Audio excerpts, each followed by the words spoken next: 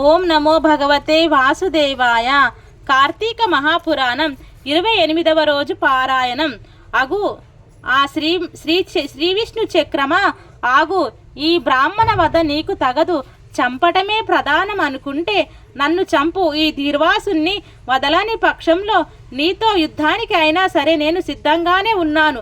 రాజులకి యుద్ధమే ధర్మం కానీ యాచన చేయటం ధర్మం కాదు. విష్ణువు ఆయుధానివై నీవు నాకు దైవ స్వరూపానివే కనుక నిన్ను ప్రార్థించడంలో తప్పు లేదు. అయినప్పటికీ కూడా ఈ బ్రాహ్మణ రక్షణార్థం నేను నిన్ను ఎదిరించక తప్పదు. నిన్ను జయించగలిగినది అంటూ ప్రపంచంలో ఏదీ లేదని నాకు తెలుసును. అయినా నా బల పరాక్రమములను కూడా ఒక్కసారి రుచి చూడు.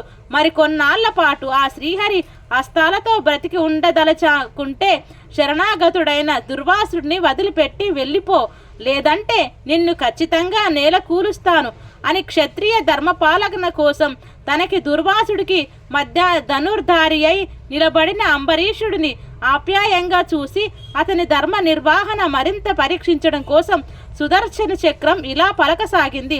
అంబరీష, నాతో యుద్ధం అంటే సంబరం అనుకుంటున్నావా? మహాబలవంతులైన మధుకైటాబులను, దేవతలందరికీ అజేయులైన మరెందరినో రాక్షసులను అవలీలగా నాశనం చేశాను నేను. ఎవరికి కోపం వస్తే ఆ ముఖాన్ని తెరి చూడడానికైనా సమస్త ప్రపంచము కంపించిపోతుంది. అటువంటి బ్రహ్మ రుద్ర తేజోమూర్తి అయిన ఈ దుర్వాసుడిలో ఇలా ధిక్కారధీనుడై అవస్థ పడుతున్నాడు అంటే అది నా ప్రతాపమేనని మరచిపోకు. ఉభయ తేజస్సంపన్నుడైన దుర్వాసుడే నాకు భయపడుతుండగా కేవలం క్షత్రియ అహంకార కారణం అయిన ఏకైక శివ తేజోమూర్తివి నువ్వు నన్నేం చేయగలవు? క్షేమం కోరుకునేవాడు బలవంతుడితో సంధి చేసుకోవాలే గాని ఇలా యుద్ధానికి దిగి నాశనం కాకూడదు. విష్ణు భక్తుడివి కాబట్టి ఇంతవరకు నిన్ను సహించాను. లేనిపోని బీరాలకు పోయి వృధాగా ప్రాణాలు పోగొట్టుకోకు. ఈ మాటలతో అంబరీషుడి కళ్ళు ఎరుపెక్కాయి. ఏమిటి సుదర్శన, ఎక్కువ మాట్లాడుతున్నావు? నా దైవమైన హరి ఆయుధానివి నువ్వు.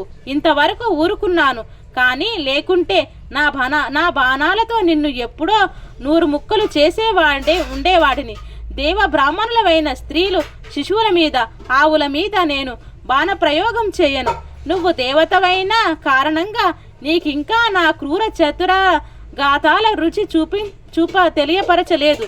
నీకు నిజంగానే పౌరుష పాత్రాపాలు ఉంటే నీ దివ్యత్వాన్ని దిగువిడచి క్షత్ర ధర్మయుద్ధంగా పురుషుడివై యుద్ధం చెయ్యి అంటూ ఆ సుదర్శన యొక్క పాదాలపైకి ఏకకాలంలో 20 బాణాలను వేశాడు అంబరీషుడు. అతని పౌరుషానికి, ధర్మరక్షణ దీక్షలో దైవానికైనా జంకని క్షేత్రానికి సంతోషించిన సుదర్శన చక్రం నరుడి రూపంలో చిరుధర హాసం చూస్తూ, రాజా, శ్రీహరిని సంరక్షణ నిమిత్తమే నన్ను నియమంత్రించాడు కానీ నీతో కయ్యానికి కాదు. పరీక్షించేందుకు అలా ప్రవర్తించాను కానీ విష్ణు భక్తులతో నేను ఎప్పుడూ విరోధపడను. నీ కోరిక ప్రకారమే శరణాగతుడైన దుర్వాసుని వదిలివేస్తున్నానని చెప్పి అంబరీషుని ఆలింగనం చేసుకున్నాడు. అంతటితో అంబరీషుడు ఆనందభరితుడై, సుదర్శన, నీతో యుద్ధానికి దిగినందుకు నన్ను క్షమించు.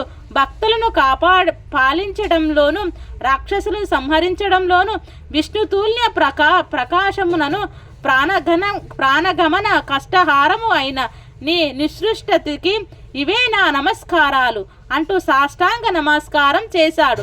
సంతోషించిన సుదర్శనుడు అంబరీషుడిని లేవనెత్తి అభినందించి అదృశ్యమయ్యాడు. కలియుగ కార్తీకంలో ఈ అధ్యాయాన్ని ఒక్కసారైనా చదివినా విన్నా అనేక భోగాలను అనుభవించి అంత్యాన ఉత్తమ గతులను పొందుతారు. కార్తీక మహాపురాణం 28వ రోజు అధ్యాయం సంపూర్ణం.